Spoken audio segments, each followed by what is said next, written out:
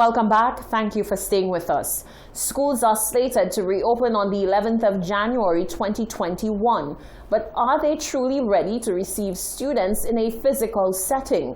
The president of the National Principals Association, Valerie St. Helen Henry, says plans are being put in motion to ensure that all schools adhere to the protocols.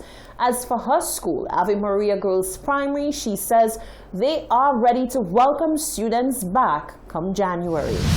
Students and teachers are to return to a physical class setting on January 11th, 2021. Some have made the case that curbing the COVID-19 spread remains a challenge and therefore students should not be allowed to return to the classrooms yet, given that the number of COVID-19 cases in St. Lucia continues to increase. The president of the National Principals Association, Valerie St. Helen Henry, however, has indicated that she believes that despite the looming threat of COVID-19, it was a good move to have students return to schools. I think we need them back. We need them back. We need the teachers cannot wait. We just have to ensure that we do it within the protocols, the safetiness, because the children are missing out. But in saying that they are missing out, we're not talking about just the academic, but that the psychosocial aspect. They need the molding. They need the guidance as well, because some of them, their parents may not be there all the time. They were not being supervised. So I think they need us, and we need them as well. St. Helen Henry says bigger schools, however, have more preparations and challenges. However, all schools have been preparing to welcome their students. Therefore, by the 11th, all schools should be ready. I know our principals did not have a vacation. We were not on holiday vacation at all. In between, we tried to enjoy a little with our families and so on. But our minds, some of us brought our bodies to the school to find and check on things. Some principals are at their school already. Next week is planning week and getting the teachers back on track and so on. But we have the guidelines, we have the protocols. We have to sit down and plan the physical structure in terms of making sure that the furniture and other things are in place. These things are being done as we speak. The ministry have provided us with some more resources. Some more, like, for example, sinks, so that we can increase the number of sinks that's available for the students to use.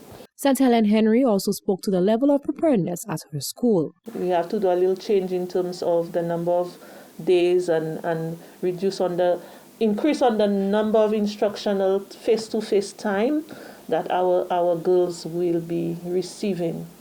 Because there was the downside last year where it's true we had them in groups coming different days, but when you looked at the number of instructional days, it was not enough. So we have to review that aspect, and we should be ready to receive them. The teachers I know some teachers were keeping in touch with them via the Google Classroom Meet and so on, because they know that it was important to keep in touch with the girls. The girls love their teachers. She says in the interim, parents need to inform their children about the importance of adhering to the COVID-19 health and safety protocol.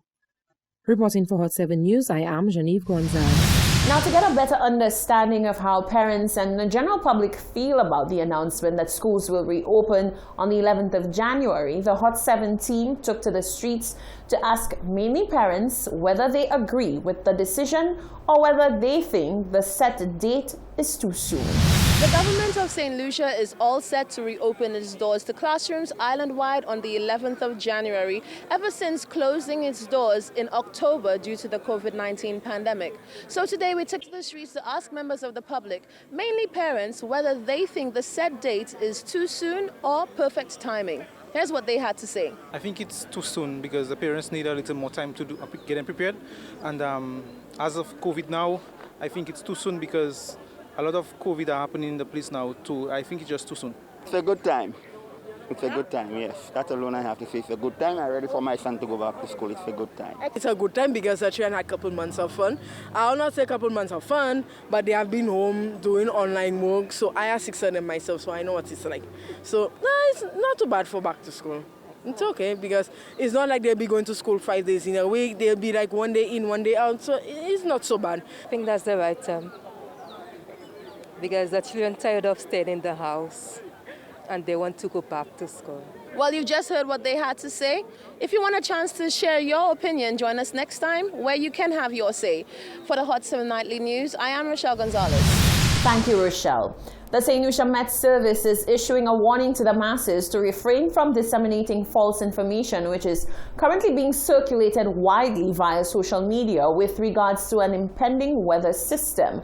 Met Office Director Andre Joyer sends a reminder that the Met Office is the only official source for weather information and that news coming from anywhere else is false. A weather advisory has been rapidly making the rounds on social media, warning St. Lucians about impending extreme winds and life-threatening hazardous seas that are forecasted for the Bahamas, the Leeward and Windward Islands down to Trinidad and Tobago from New Year's Eve, December 31st, 2020, until Tuesday, January 5th.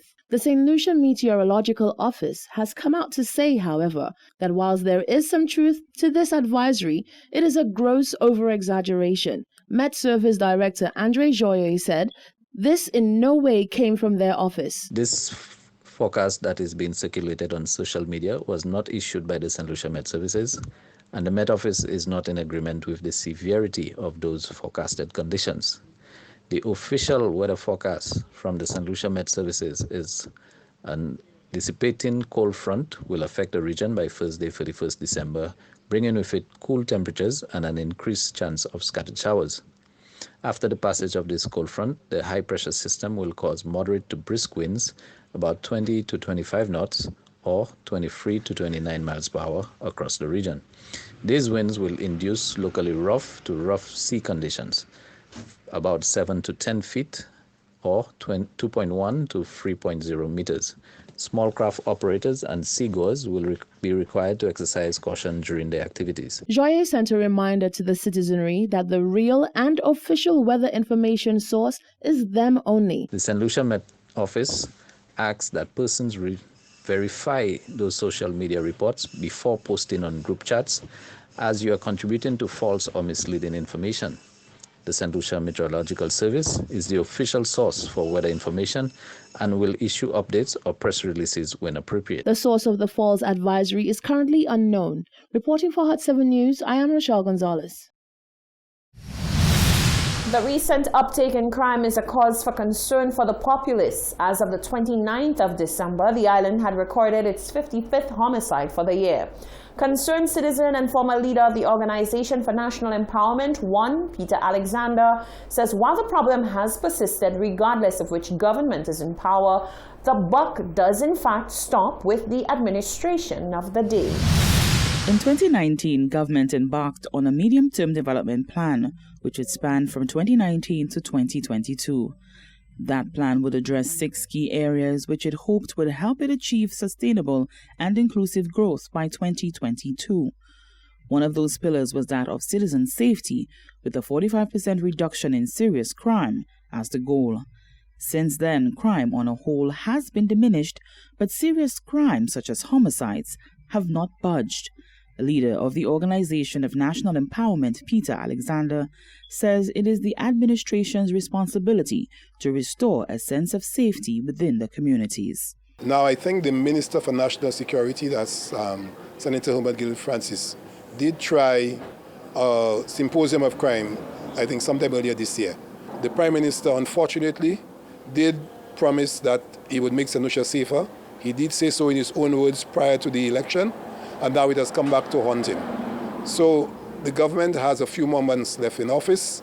St. Lucians need to be reassured that they can walk the streets safely. We have a few days until the new year, and I'm sure while most people are supposed to be home, but you'll always find in the communities people will be at least walking around going about their business, and they would want to feel safe.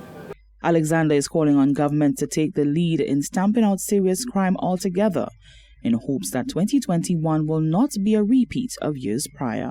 Crime is multifaceted. It is not an easy problem to tackle. All right, but there are studies done. There are lots of countries that have had similar situations and they have been able to bring it under control. Now, you must first start, as far as we are concerned,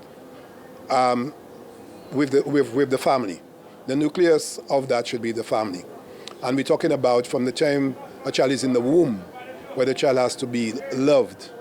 And when that child is born, we have to ensure that that child gets the best opportunities available, whether in health or otherwise. And then, you move on to kindergarten. And a lot of the criminals, unfortunately, show signs from there. And, you can see the restless ones, those without a father figure. You can actually spot them from there. And I think that is where we are making a mistake. 35-year-old Shane Alderson was the island's 55th homicide for the year. He succumbed to his injuries Monday evening after being shot multiple times earlier that day. For the Hot 7 News, Nisha Charles reporting.